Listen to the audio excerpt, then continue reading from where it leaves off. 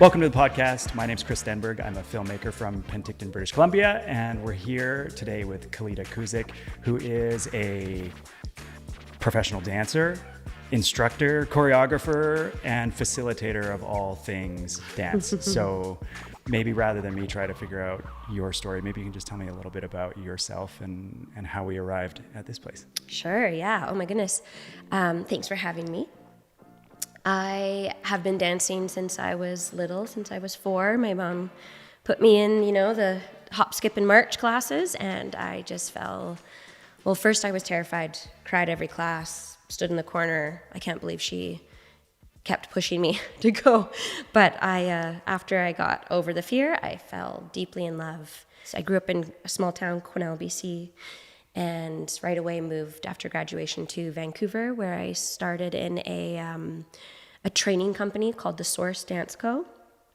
And that was really a great place to be 18 and new to a big city and just totally be introduced to what even was out there. I had no idea coming from a small town what the opportunities or potential was, and met a lot of great people through that, and signed with an agency in Vancouver and kind of made my way through that. Worked in Vancouver for many years. I got my O1 performer's visa to move to the States and lived in LA for a year-ish, where unfortunately my body had other plans for me, and I came back to Canada.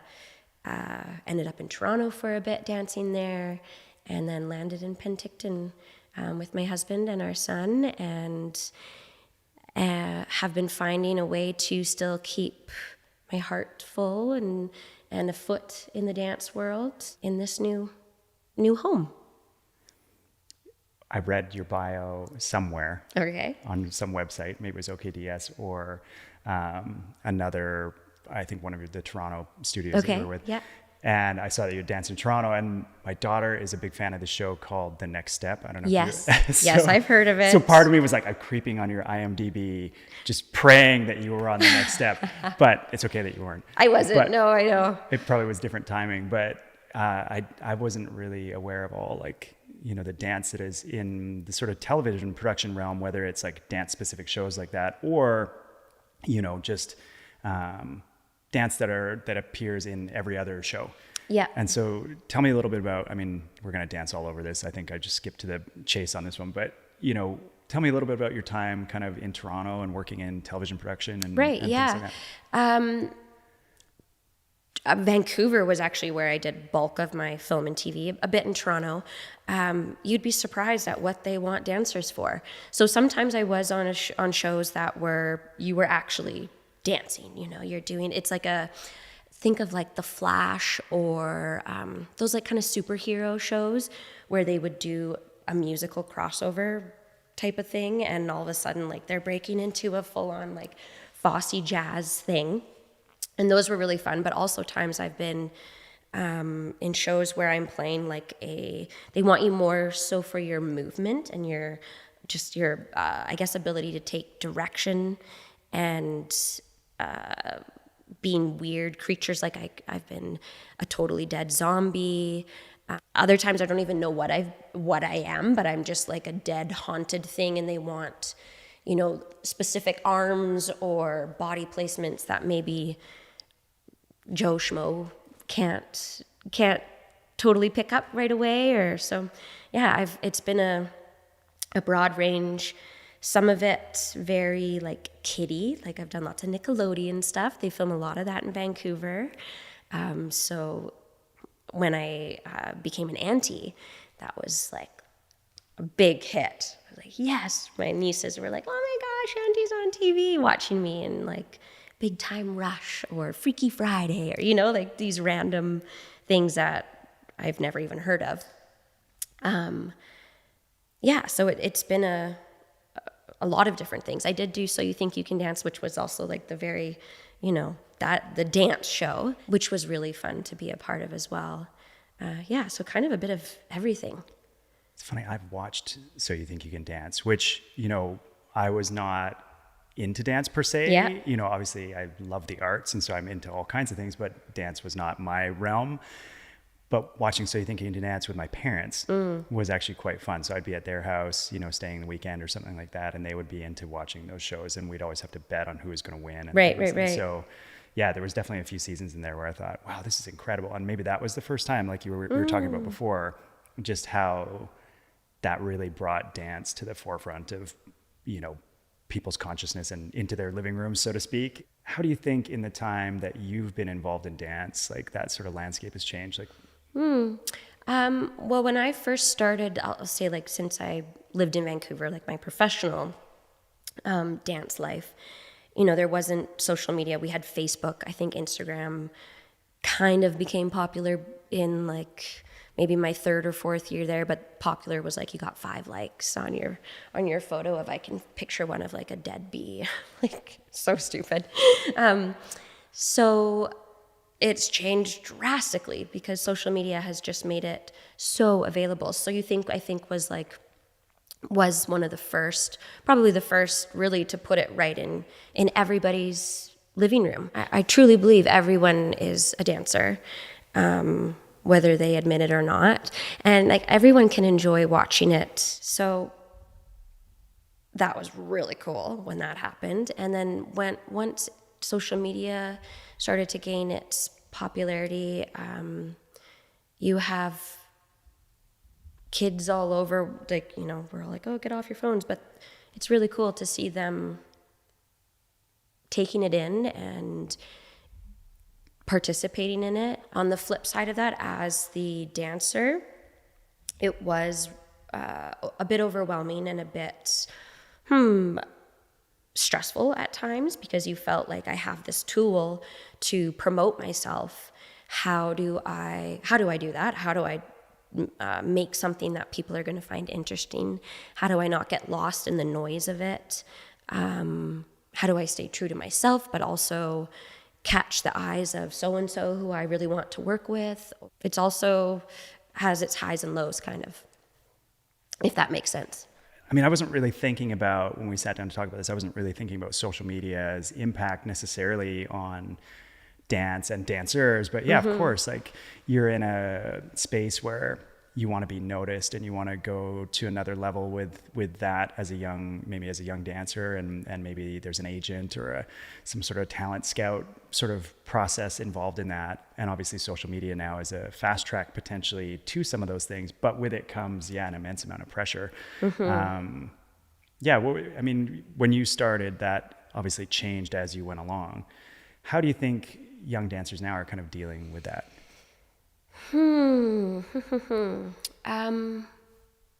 And like you said too, like there is a positive aspect. I mean, it's easy to jump on the negative train on social media, but the flip side of it is like the exposure to certain ideas that you just wouldn't have otherwise, to think of it positively, I guess. Yeah, well, I think like the first thing that comes to mind is just the connection.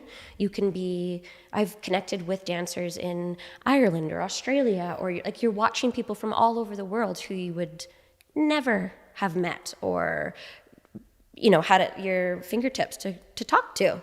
And so I think that it is definitely incredible and really inspiring.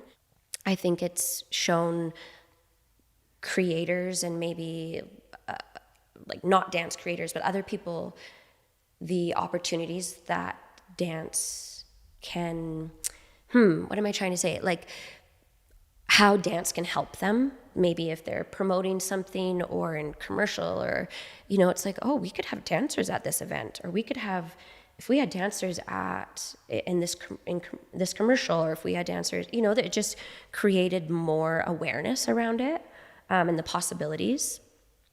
So then it created more work for dancers, or dancers who are now like influencers, who are getting all these different opportunities through that, and a career, and real money to live their lives is really exciting. I think the only parallel I can think of in my own life is in the world of photography and videography and filmmaking and things like that. There are a lot of similarities where the pie seems to have grown. Whether or not all of that work is particularly meaningful or not is a different story, but there's certainly a lot more opportunity. And I remember in my university years really wanting to be a writer, and you'd send a article in to a magazine, and I got rejected for everything. But it was that process. There was like a gatekeeper to decide whether or not you were good enough, whether or not you were good enough to be published, or to, be on TV, or to play in a band or record an album or anything. But I feel like now one of the interesting things that's happened because of social media is that gatekeeper doesn't always exist anymore. Right. And so on the one hand, it's, open season for anyone to do anything, which I think is wonderful, right? The democratization of media being that we can all do it without anybody giving us permission. You can dance, you can put it out there, you could become the next big thing if that's your goal, through your phone, right? Just through passion and ability. And I think that's so amazing. But the flip side of that is that there's just so much noise now. There's so much more everything. And so that's got to be hard too as a dancer. You're like, it's a daunting task to get noticed. And then, like you said, something important in there, just staying true to yourself. Like, how do you even know what that means when you're starting out? Totally. When you don't even know who yourself is. Yeah. When I first moved to LA, I think was when I really noticed the pressure of social media. And, when you would go to an audition, you would write down your name, your whatever.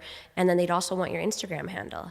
And so you needed to make sure that, and back at this time, you couldn't pin your best videos to the top. So you had to make sure whatever the first kind of 3 blocks or bricks or whatever on your Instagram were dance, and they were awesome, and they were going to book you a job, or they were a photo that showed something, not you with a cute dog or with your sibling, or I struggled with that. I won't lie. In LA, I really struggled with that because I felt a lot of pressure to be hot, to be in your skimpy outfits, because when you were going to auditions, you were mostly asked to come in bra and undies. It was like, that was what the brief was. So yeah, it was hard. I was in my early 20s and I didn't know who I was. There's got to be a lot of pressure, as a dancer, on your body image as well, which has got to be challenging. Yeah, definitely. Always. I would say in ways now too, it's more accepted, and being yourself and your body is more accepted and loved. But 10 years ago, we were like, I was very conscious about how I looked, and Facetune had just come out. And so it was like, can you edit yourself a little bit without it not looking like you've edited yourself? Or like, how do I want to present? What image do I want to present? Which was so icky. And so now that I'm removed from it, not at all what I want or would want. The students I teach now, and the kids specifically, I would never want them to feel those feelings. That's interesting, because it's one of the things that I noticed this season, as a dance dad, going around to different competitions. And one of the things that I really enjoyed this year was just the celebration of all different types of bodies and abilities and things. And we talked about that Salmon Arm School. They had a dancer. She did not look like what your typical dancer archetype would be. Yeah.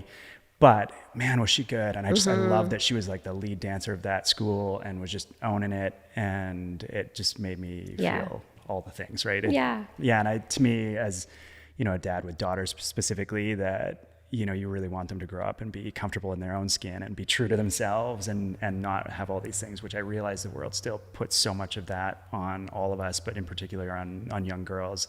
And yeah, I think when you see that sort of positivity in the body image in these competitions and just embracing all kinds of people, I love that. Yeah. And as an instructor, that's got to be, a different dimension for you now that you're imparting all this experience onto the next generation of dancers. Like how does that sort of factor into your big dance ideals at the moment? Oh, it's the best. It's the best working with. So I have about 30 some young women that I work with here. And especially because I teach primarily hip hop, I find you can kind of explore maybe different parts of yourselves and express different feelings that maybe you don't always get to in the real world as a young person, a young girl. So I really enjoy being with them and seeing them feel powerful and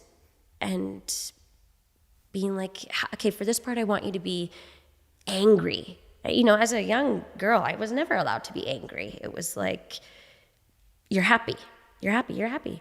And so for them to be in here and I really like to get them to roar, or be ridiculous, but really express those feelings that maybe they don't get to outside. And I feel so lucky to be with them and to hopefully have a positive impact to allow them to be fully themselves, even if it's just in this room for that hour. And then hopefully it kind of will trickle out into their life. I should say also, we're approaching this from the idea of, we're talking about young women, and I have two daughters that identify in that way, but obviously I've seen young men dancing. Yes. I've seen, everybody. It's sort of non-binary, female, male, whatever. Dance is presumably for everybody. Everyone. Yeah, it's what I can see out there, which I love. And obviously there is a strong lean towards the female component. Like a lot of girls are into dance. That's just a thing.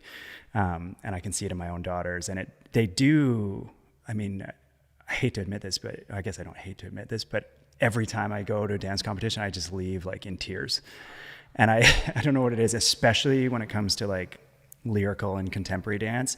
I cannot get through a competition like that. So the end of your show, great, because I get to see one sad dance and then it's immediately followed up by something happy. Yeah. Or less emotional. And it's so interesting to watch your kids grow up and express themselves in that way, because they don't express themselves that way at the dinner table or on the soccer field or whatever else they're doing, and whatever argument you're having with your kid at the time. But when you see them dance, it's like, wow. It's so cool. I can think of this group that I didn't choreograph. I just watched it at a rehearsal, and it was these young, I think they're maybe 13-year-olds, and it was a bit of a love story, and to see the beginnings of, the early stages in your life where you're discovering love or those feelings. And I was just weeping in the rehearsal. This is so cool. Well, Way to go. But this year so we're at Okanagan Dance Studio. That's what it is. OKDS, right? Yeah. Okay. And so my oldest dances here, and, watching some of the things they did this year. Hip hop's always super fun. I love hip hop. That's just let's do this. But some of the lyrical and contemporary dances here, like Saturn, that one, man, I'm where are these feelings coming from? Yeah, who knew this 16-year-old has this inside them? Or, you're just blown away by them. Well, and it shows a maturity that you often discredit your kids from having, I think. Right. And so that's where even a few years ago, I was just wow, this is intense. So yeah, it's really important, I think, as a parent as well, but it's just deeply emotional for me every time. I just can't. No. And you know what? Something since we've moved here, I've had a son and expecting baby bro, and becoming a parent has really changed my connection with dance as well, and how I teach. Yeah, my priorities of this, wanting them to feel powerful and feel safe and accepted to be themselves, has really changed since becoming a parent. My mind's just before it was just like point your toes and get lower, and and now it's like, whoa, I can see a more a bigger picture. I can't sometimes. I mean, I feel like I've always been a little bottled up. Like I express myself through my work as well, but it's different because I'm not on stage doing it, right? Mm-hmm. And to do the idea of being that raw, like emotionally, in a group of people, in front of a group of people, to me is like absolutely terrifying. And I don't know what it is, but watching other people do it, it brings something out of me that I didn't know that I was feeling too, right? And so this is the sort of maybe the power of art and dance. Maybe like, okay, well, they're doing that, so I'm allowed to feel too, Usually I'm sitting next to like my father-in-law who's looking at me like, and I'm just like trying really hard to be quiet. It's difficult, but I so appreciate that expression in all forms. And when you go from the very teary-eyed emotional ones to just like, yeah, let's go, like hip hop, so much raw energy and fun, and just to see them smiling and on stage, it's wonderful. A while back you mentioned movement, and I think it seems kind of obvious, but dance is movement. But talk to me about that. How important is movement to you as somebody that's probably spent a lot of time thinking about that? Like just in like a day-to-day, or? Yeah, just in general, but like dance specifically, of course it's movement, but I've seen some videos of you dancing and you have a very distinct style of how you move. What does that do for your kind of, I don't know, like I don't want to say your soul and get all woo-woo about it, but it just, I don't know, like how important is it for you to move like that? Yeah, I feel my truest self when I'm moving, for sure. In the years where I was injured and had taken a big step back from dance, I was depressed. I was not myself. I was not, myself. I felt so disconnected from me. And it's huge. It's any chance I get to move, whether it's at home dancing with my son in the kitchen and, being totally silly, it just lights up. It totally fills my heart. And seeing it, I know it going back to my son, but just seeing little kids and how it's just so innate. Like we are meant to move. I feel if more people moved, and it doesn't have to be a disciplined dance, but if they really moved and just had more fun and freedom, I think they would feel better. When as you get older too, you kind of sometimes forget to have fun, right? Life becomes saddled with all kinds of responsibility and burdens and histories and things that can be challenging to deal with day to day, and you just kind of get stuck in that. And I think sometimes we forget to just have fun. And totally. Maybe that's at the core of it all. Dance is fun, right? And I guess even I dance sometimes. Heck yeah, you do. Everybody dances. Everybody dances. You're brushing your teeth and you hear a song and you start tapping your toe. Like, you're meant to move. I truly think that. It's a little bit confined, but I think a lot of my dancing is like on the highway. Love it. In between A and B, where there's nobody around, and like, maybe even the windows down or whatever, but music cranked. And car dances are the best. Like, music is absolutely blasting and you're just, that's the best. Yeah, it's funny. Like it's more of a private thing for me, I guess, but yeah. Well, and the person across from you. I feel like that was something why I started Jam, which is my adult beginner hip hop classes, was because I think everybody is a mover and wanted to get movers together. And that's something that has really, that I've fallen in love with those classes, is that people from all walks of life will come and be, dance can be really intimidating and scary, and coming into a class, it's like, you're really vulnerable because people can see you. And I'm just blown away by the people that come and want to spend an hour doing something scary potentially to them, and trust me to guide them through that. And are down to just be silly and make mistakes and maybe look a way you wish you didn't look for, like, oh, you know, you're watching yourself in the mirror. But I really appreciate that. And like, I don't take it lightly that people, especially the time, you know, they take an hour out of their busy lives to come be with me. Like, it means a lot to me. Through COVID, I taught jam class over Instagram. So I did Instagram lives. And I think that was, at first I was like, oh, this is kind of like, is this hokey, or like, oh, should I do this? And I think it was a really great way for some people to dance without anybody watching them. Like, they could just be at home. They could see me, I couldn't see them. And the safety in that, and they didn't feel as vulnerable, was really, really cool. It was really fun. It's so bizarre that would be a thing through Instagram, but also so cool. Because I started Jam in Toronto only a few, like maybe 6 months before COVID hit. And so I had a little, you know, I had some people come in and it was growing, but the most growth was through COVID and doing, I want to say it was close to a year maybe of Jam from home, we called it. And it was just me in my apartment. I'd push the couch to the side, and there was not a fancy setup at all. It was just my phone resting on my laptop, and there we went. In some weird way, COVID was like creatively liberating, because there was no rules anymore. Almost, well, there was so many rules. Yes, so many rules. but creatively, all of a sudden, you're like, you don't have to do this in a studio. Yeah, you it was don't like, need to you have do it where you can, make it work. Absolutely. There was a way more of a can-do attitude around COVID, because before you'd be like, well, I don't know if I should do this. I need to get lighting. I need to get a studio. I need to make it look good.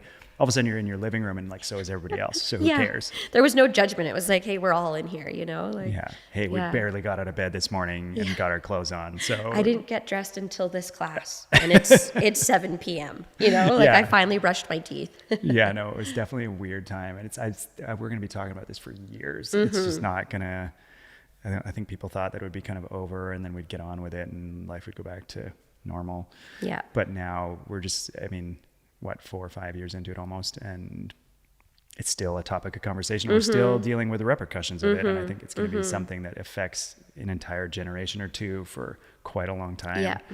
And now, it's like you just gotta roll with the punches. Keep on keeping on, right? Yeah. So, fascinating. I think when I saw Jam, so it was my daughter that dances here, she sent me the link to Jam, being like, Mom, check this out, right? So I showed my partner. But what I can see behind that, there's a real energy there that's very genuine, and that appreciation for what you just said, kind of the all-comers meet of dancing and just showing up and having fun and moving. And I can feel that, and I don't know why. Immediately I was like, oh, this seems so cool.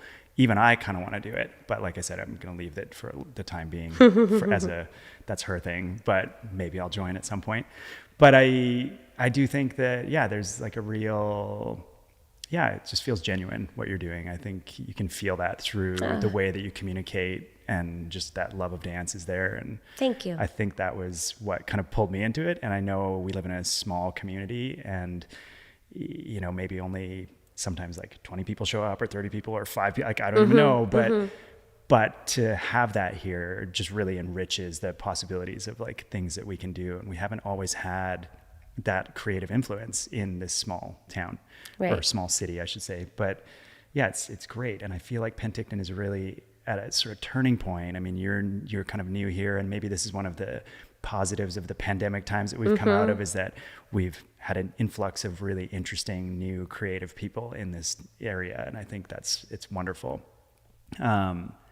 This is a really long way of getting to what I was trying to say, but maybe just talk to me about, what it means to create this sort of like community around dance. I mean, one through Jam, which is your kind of adult beginner hip hop, but also through some of the younger kids do you call them kids? Younger people that you're teaching through OKDS as well. But like, what's the community of dance like?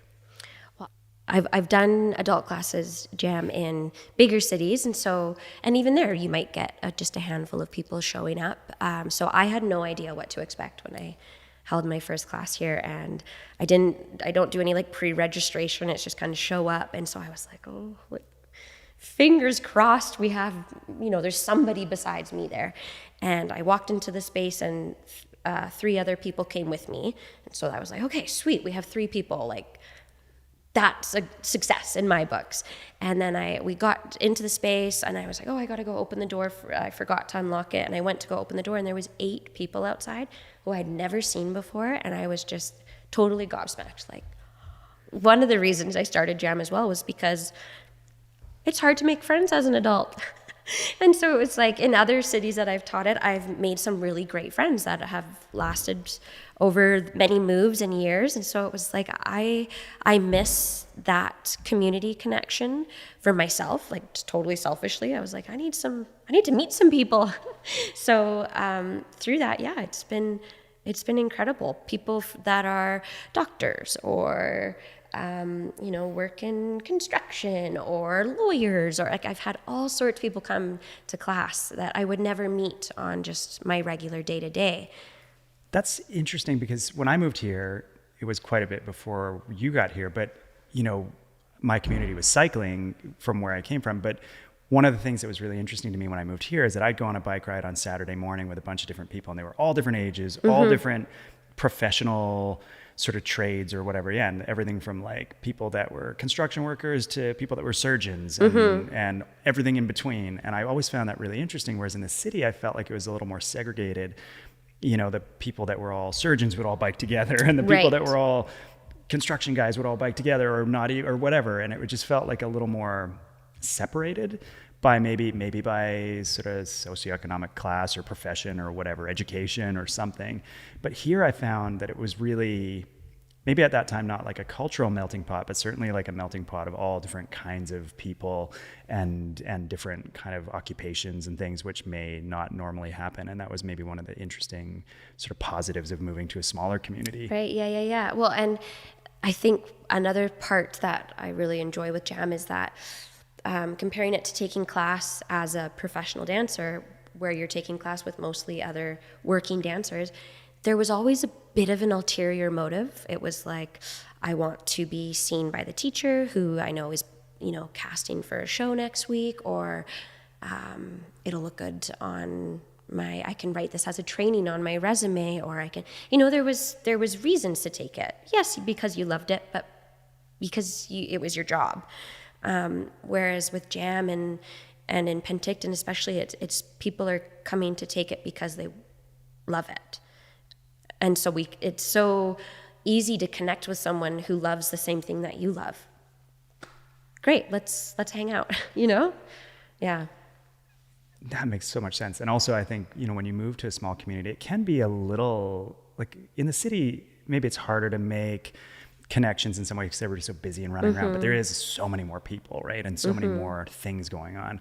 Whereas in a small community, it can feel a little cliquey sometimes, or, maybe like the opposite of what I just said, like a little more segregated or like harder to meet people. But then once you do find your people, I feel like it kind of is pretty easy from there, and it's just easier to make things happen. And, things aren't separated by like a bridge or a body of water or rush hour traffic. It doesn't take an hour to get from point A to point B. It's like, yeah, there's no real excuse to like, I mean, I remember turning 30 and being back in the city in Vancouver and having my birthday party, and the only people that came were people from Penticton, and all my friends from Vancouver, where I grew up, couldn't make it because of traffic, or they had this, that, or the other thing. And, it was just, here I feel like it's a lot easier to make stuff happen in some ways, while also maybe being harder at the same time. Yeah. But yeah. So now when you think about, like, I want to go back to that movement idea, because we've talked a bit about community, but, when you look at dance kind of creatively, I mean, I see it as this hugely creative thing. I don't totally understand it, because even though maybe there is some dance in me somewhere, it wasn't how I expressed myself growing up. And so now seeing it through the lens of my children, it's really cool. But I'm seeing things I never would have thought I would have seen in them. And then also when I go see a competition or a performance, it's like, wow, look at this. Like, who thought of this? Like, how did they, who had this idea to interpret this song this way? You know, like talk to me a little bit about just, being creative in dance and, Right. you know, do you feel free to just really like burst at the seams with that or? Like the process of it a bit. Yeah.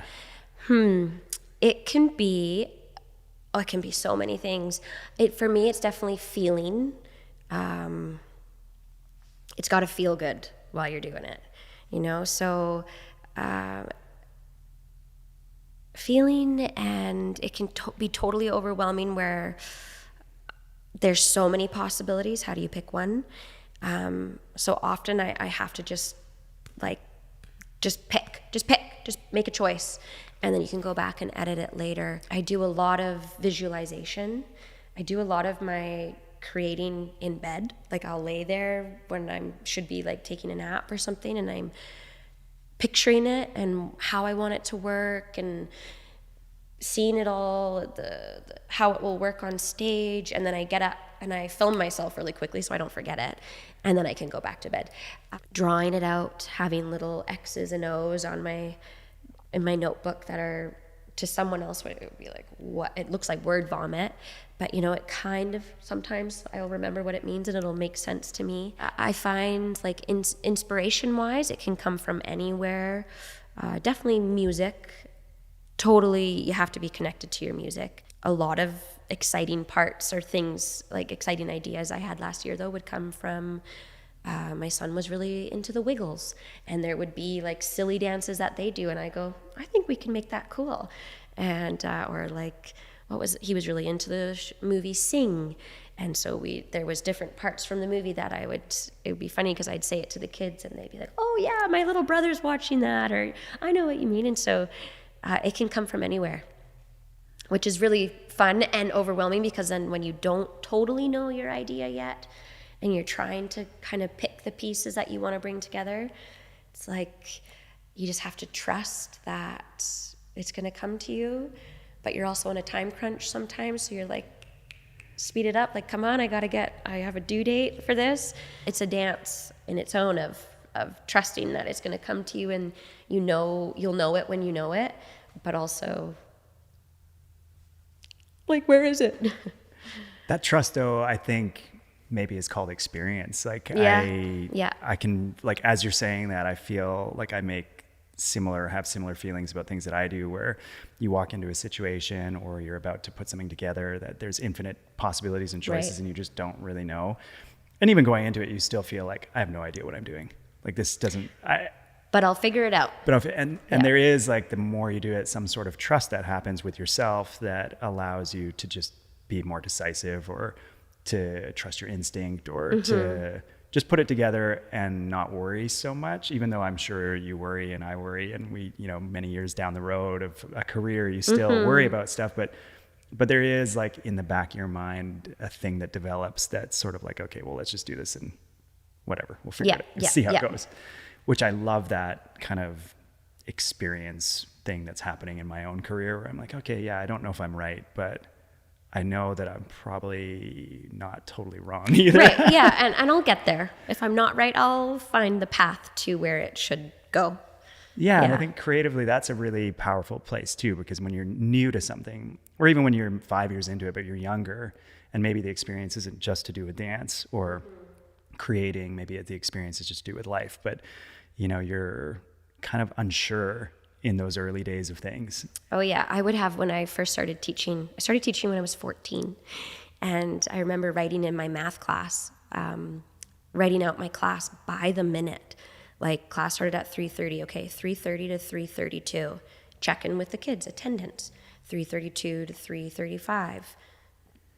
Warm up at center, and I would break down what it was so detailed of what the heck I was going to do. And now it's like, class starts at 3:30. Okay, I'll be there. That's sort of a nice way to kind of arrive at that too, I think, you know, with a certain level of confidence, and and maybe if there is an undertone of insecurity still, it's like it's not loud. I think that just means you care, you know? It's like I say, okay, I'll show up at 3:30. I've thought about it. I know a direction of where I'm going, but you don't have to put in the, it's just you worry about it a little bit because you care. I think what's happening in Penticton right now is, just kind of a little bit of a magical time with all these new, awesome people that have arrived and new, fresh energy and feels creativity. like it's just kind of bubbling, and I'm excited to see what comes in the next 1, 2, 5 years. I'm excited to raise our kids here and see what kind of life they get to play with and have fun with. What do you hope, sort of, as far as your dancing world in Penticton goes? Like, what do you hope for next, or what's coming next? I don't know, but I have that same sort of trust that I'll figure it out and it's going to come to me. I want to do more jam. I would like it to be a more regular and consistent schedule. It's not that I'm not in the season for that right now. So I don't know. But not in a I'm not frustrated or stressed about it. I feel like with that, the more people kind of coming in and like you're saying, there's more stuff happening. I feel like I'm gonna find the people or the places or the projects that are gonna go, oh, that's what jam's supposed to be, or oh, that's what I'm supposed to be doing. So there's definitely, dance will always be a part of my life. I know that. But how that will look, I think, is going to change lots. And that's exciting. I'm not scared by that anymore, of the unknown of it. I'm excited about it. Cool. Yeah. Thanks so much for taking the time to chat with me. Yeah, thank you. Thanks so much.